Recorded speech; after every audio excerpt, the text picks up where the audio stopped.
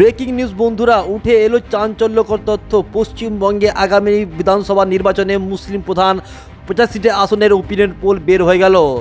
মুসলিম প্রধান 85টি আসনে কে কটি আসন পেতে চলেছে তা নিয়ে চাঞ্চল্যকর তথ্য বের হয়ে গেল।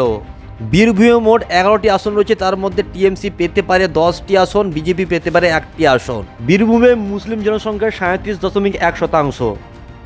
উত্তর দিনাজপুরে মোট 9টি আসন রয়েছে, তার মধ্যে বিজেপি পেতে পারে 2টি আসন, টিএমসি পেতে পারে 7টি আসন। এই উত্তর দিনাজপুরে মুসলিম জনসংখ্যা রয়েছে 49.9%।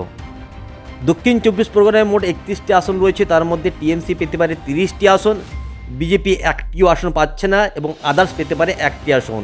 এই দক্ষিণ 24 পরগনায় মুসলিম জনসংখ্যা প্রায় 35.6%।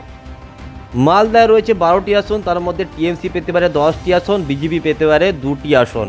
এই মালদায় মুসলিম জনসংখ্যার হার 51.3%। মুর্শিদাবাদে রয়েছে মোট 22টি আসন, তার মধ্যে টিএমসি পেতে পারে 21টি আসন, বিজেপি পেতে পারে 1টি আসন। এই মুর্শিদাবাদে মুসলিম জনসংখ্যার হার প্রায় 66.3%।